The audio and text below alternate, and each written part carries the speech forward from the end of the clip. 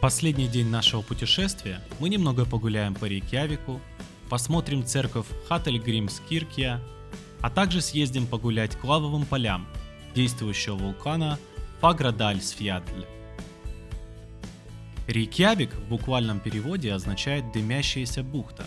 Население города, а также городов-спутников, что образовали столичную зону, 230 тысяч человек, что примерно 65% от всего населения острова.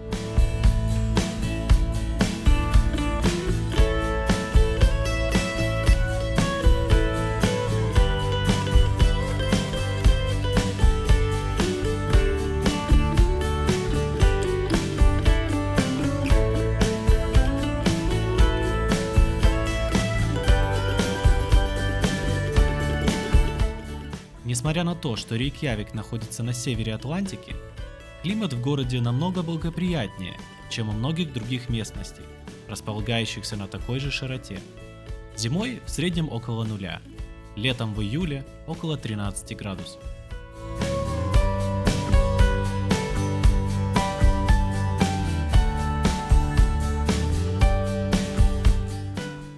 В самом центре города находится Хаттельгримскиркja, гигантская лютеранская церковь.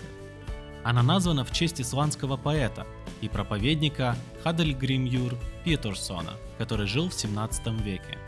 На постройку церкви ушел 41 год, с 1945 до 1986. Из-за своей высоты в 74,5 метра церковь видна из любой части города. Внутри находится большой механический орган. Скамьи в церкви очень интересной конструкции. В любой момент спинку можно откинуть в обратную сторону, чтобы можно было сидеть лицом к органу.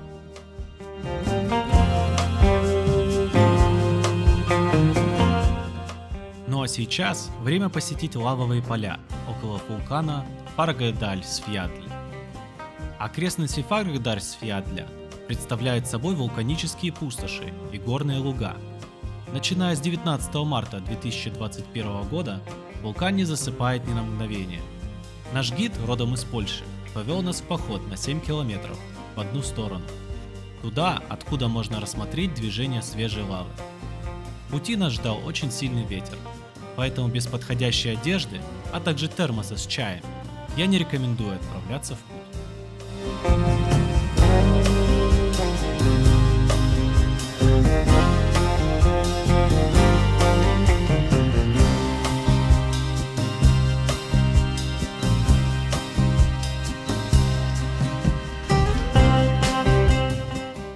Когда мы пересекли несколько холмов и спустились ниже, прямо к самим лавовым полям, атмосфера резко изменилась.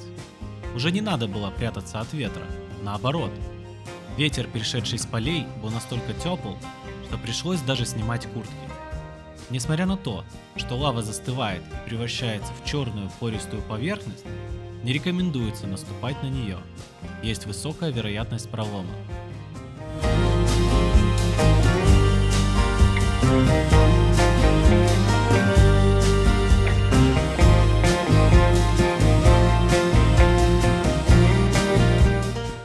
Многие местные, а также туристы предпочитают приходить сюда в вечернее время суток и оставаться на ночь, так как в темноте гораздо проще заметить оранжевое свечение. Но даже сейчас вид сногсшибательный.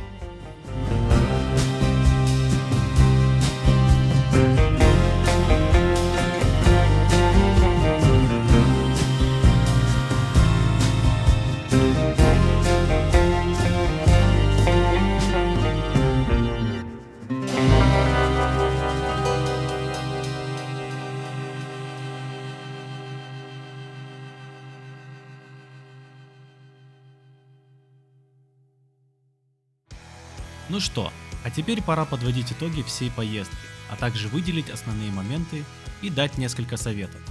Все ссылки я оставлю в описании к этому ролику. Мы бронировали жилье, машину и туры через фирму Guide to Iceland. Конечно, можно все забронировать отдельно и самостоятельно, но мы решили, что у нас не так много времени на подготовку и решили не тратить время и нервы. Как по мне, это было правильное решение. В итоге для нас был подготовлен маршрут от одного отеля до другого, а также список достопримечательностей, которые можно посетить по пути, со списком возможных туров. Мы были полностью свободны в нашем выборе. Цены. Цены в Исландии – это тема отдельного разговора. Если просто, они большие. Наша поездка была в самом бюджетном варианте, но даже для такого приготовьтесь отдать как минимум 2000 евро с человека. Самая большая статья расходов – это машина и топливо. Стоимость забронированного тура в среднем 150 евро с человека. Везде и всегда нужно оплачивать парковку. Ну а вкусный ужин на двоих из одного блюда, начиная от 60 евро.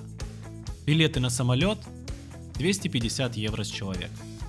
Больше всего мне понравился тур на ледник. Обязательно к посещению как с суши, так и с воды. А вот тур к лавовым полям мы должны были посетить самостоятельно. Мы не знали, что само место открыто к публичному посещению, поэтому мы добирались группой из Рейкьявика, потом двигались со скоростью группы по склонам, ну и добирались обратно все вместе. И все не за бесплатно. Из тех туров, что не вошли в нашу программу, было также подводное ныряние, а также катание на лошадях. И еще сауна с пивным бассейном. Но на это у нас просто не было времени. Может быть, в следующий раз. Больше всего в Исландии было замечено американских туристов. На втором месте – итальянцы и французы. На третьем – немцы и австрийцы. Ну и напоследок один интересный факт. 10% текущего населения Исландии – это поляки, которые приехали сюда на работу. Поэтому многие терминалы для оплаты или даже кассы самообслуживания в магазинах можно переключить на польский язык. Ну а на этом наше путешествие в Исландии подошло к концу. Если есть какие-либо вопросы, отвечу в комментариях к видео. Всем удачи и спасибо за просмотр.